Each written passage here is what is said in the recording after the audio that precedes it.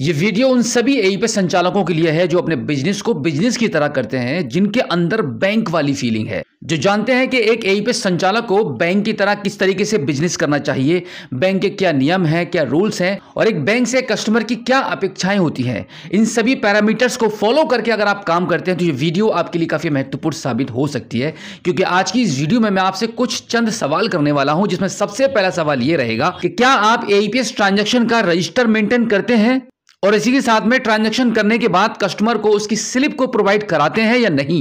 जब आप ट्रांजैक्शन करते हैं तो ट्रांजैक्शन करने के बाद कस्टमर को जो बकाया बैलेंस है, क्या आप अपनी जबान से उसको बोलकर बताते हैं कि आपके अकाउंट में इतना पैसा बचा है, जिससे कस्टमर को इसकी पूरी जानकारी मिल जाए और पूरा भरोसा हो जाए कि आपके यहां पर जो काम होता है वो बिल्कुल बैंक की तरह काम होता है, कोई भी धोखाधड़ी नहीं हो सकती है। जब आप कस्टमर को मुंह से बोलकर बताते हैं कि आपका बैलेंस इतना बचा है तो वो याद कर लेता है, मेमोराइज हो जाता है उसको, और जब नेक्स्ट टाइम वो आपके पास पैसा निकालने के लिए आता है तो उसको पता होता है कि उसके खाते में कितना पैसा है। और जब एक दो ट्रांजैक्शन करने के बाद उसको फील होता है कि मेरा पैसा मेरे अकाउंट से कुछ कम महसूस हो रहा है, तो वहां पर ऐसे ही एईपीएस संचालकों की वजह से एनपीसीआई बैंक कंपनियां नए नए रूल्स और नियम लेकर आते हैं, जिनको एक अच्छे तरीके से जो लोग काम कर रहे हैं उनको परेशानी हो जाती है, और जो लोग फ्रॉड हैं वो तो फ्रॉड करके मार्केट से गायब ही हो जाते हैं, जिनकी वजह से बहुत सारे अच्छे एईपीएस संचालकों को, जैसे कि आप हैं, बड़ी बड़ी परेशानियों का सामना करना पड़ता है।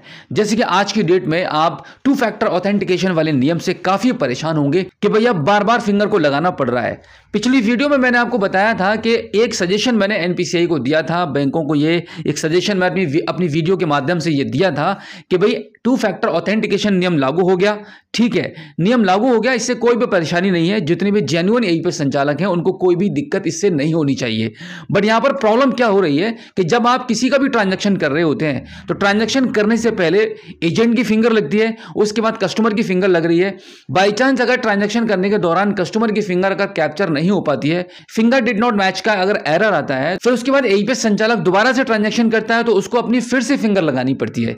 मेरा कहने का मतलब यह है कि एनपीसीआई को इस बात पर सोचना चाहिए कि अगर ट्रांजैक्शन फिंगर मैच न होने की वजह से फेल हो रहा है तो फेल कंडीशन में बार बार एजेंट को अपनी फिंगर न लगानी पड़े। ऐसा एनपीसीआई को अपने इस नियम में चेंजेस लाने चाहिए, जिससे कि ग्राहकों को और एईपीएस संचालक को बार बार फिंगर लगाकर परेशानी का सामना न करना पड़े। अगर आप इस बात से सहमत हैं तो आप हमारे इस वीडियो के कॉमेंट सेक्शन में यस जरूर लिखिएगा, जिससे कि हमें आइडिया लगे कि कितने लोग इस नियम को बदलवाना चाहते हैं, कितने लोगों को इस 2 फैक्टर नियम से बार बार फिंगर लगाने से परेशानी हो रही है। परेशानी इस बात से नहीं है कि हर एक ट्रांजैक्शन में फिंगर लगानी पड़ेगी, परेशानी इस बात से है कि जब फिंगर मैच अगर 2 बार नहीं होती है, 3 बार नहीं हो रही है, 5 बार अगर फिंगर मैच नहीं हो रही है तो यानी कि 10 टाइम फिंगर लगानी पड़ रही है, 5 बार अपने एजेंट को फिंगर लगानी पड़ रही है और 5 बार फिंगर लगानी पड़ रही है कस्टमर को, तो यहां पर बहुत ज्यादा टाइम भी खर्च हो जाता है। एक एईपीएस संचालक सिर्फ यही नहीं है कि वो एईपीएस के ट्रांजैक्शन करने के लिए अपनी शॉप पर बैठा हुआ है, उसके पास और भी काम होते हैं। अगर एक कस्टमर आधार कार्ड के माध्यम से पैसे निकालने के लिए आया है तो उसके पीछे पीछे दूसरा कस्टमर भी आया हुआ है, जिसको फोटोकॉपी करानी है,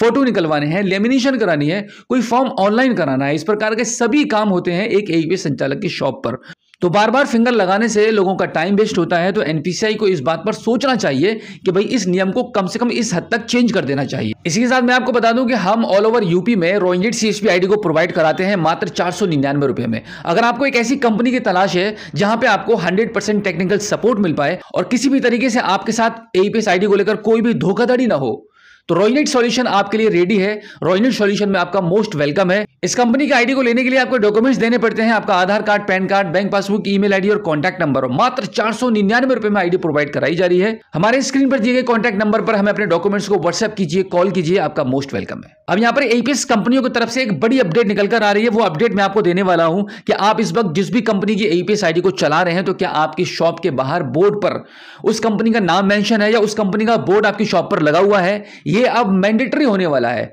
आप ध्यान रखिएगा, 2024 में बहुत सारे चेंजेस होने वाले हैं एईपीएस कंपनियों को लेकर, तो यहां पर यह भी मैंडेटरी होने वाला है कि भाई कस्टमर को इस बात की जानकारी होनी चाहिए कि आप किस कंपनी के एईपीएस संचालक हैं, आपकी शॉप पर कौन सी एईपीएस आईडी चलाई जा रही है। कस्टमर को भी इस बात की जानकारी होनी चाहिए। तो कंपनियां भी अब बहुत ज्यादा फोर्स कर रही हैं कि भाई आपको सभी एईपीएस संचालकों को अपनी शॉप पर आप जिस भी कंपनी के एईपीएस आईडी को चला रहे हैं उस कंपनी से अपने बोर्ड के डिजाइन को मांगिए और अपने मार्केट से एक बोर्ड बनवाकर अपनी शॉप पर लगवाइए। आपका पर्सनल प्रोफेशनल आपकी शॉप के नाम से भी बोर्ड होगा, उसके साथ में आपकी शॉप के अंदर या शॉप के बाहर आपकी उस कंपनी का नाम भी मेंशन होना चाहिए जिस कंपनी के थ्रू आप काम कर रहे हैं। ऐसा करने से आपकी और आपकी शॉप की वैल्यू बढ़ेगी, कस्टमर आप पर ज्यादा ट्रस्ट करना शुरू कर देगा। और इसी के साथ अगर आप रजिस्टर को मेंटेन करना शुरू कर देते हैं, कस्टमर को स्लिप प्रोवाइड कराना शुरू कर देते हैं, तो आप बन जाते हैं एक कंप्लीट एईपी संचालक। आप पर कभी भी कोई भी परेशानी नहीं आएगी। कोई भी प्रॉब्लम अगर आपको आ भी जाती है तो आपके पास पूरा प्रूफ होगा कि भाई आप रजिस्टर्ड मेंटेन करते हैं, कस्टमर को स्लिप भी प्रोवाइड कराते हैं